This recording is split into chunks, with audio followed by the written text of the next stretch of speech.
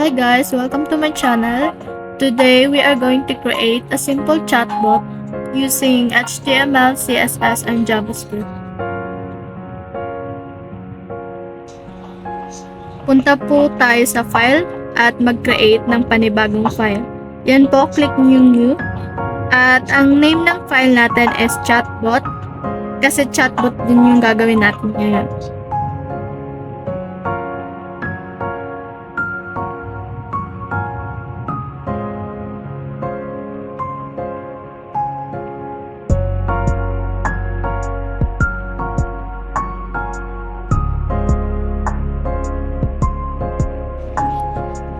So, ngayon, punta naman tayo sa Visual Studio Code para i-open yung file na sinave natin kanina.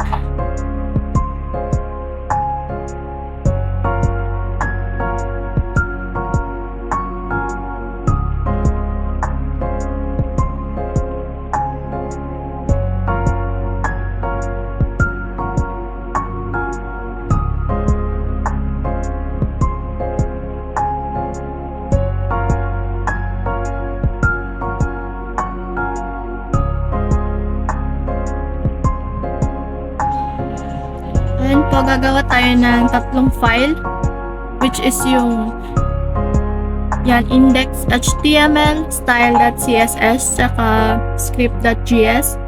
Diyan tayo magko-code. At dito natin gagawin yung chatbot natin.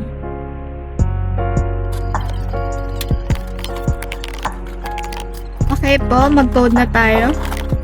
Ayan po, makikita nyo na fast forward ko po siya kasi mabilis yung pag-type. Kasi kung iisa-isahin pa po natin, medyo matatagalan tayo. Kasi nga, syempre, madami po yung i-code natin at it will take a lot of time.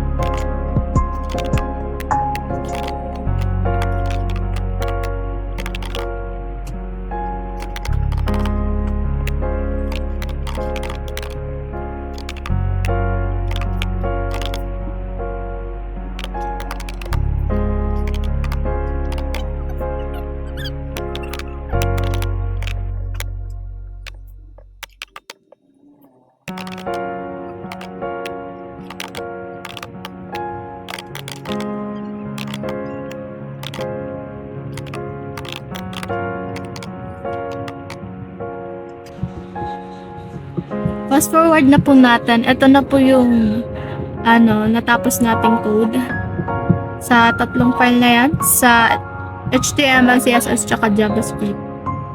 Mas marami lang po sa CSS kasi nga for design siya.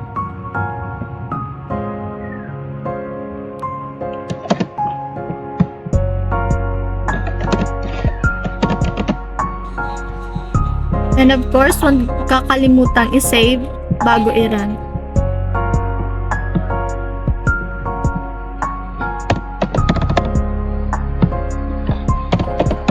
Try na natin yung chatbot natin kung working ba siya. Ayan, nakipag-chat ako sa chatbot. And as you can see, nag-reply naman siya. So meaning it's working.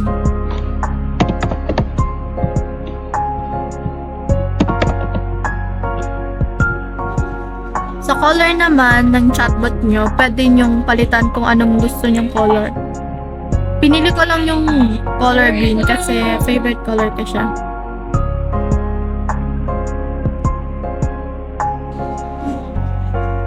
At yun lang po. Thanks for watching.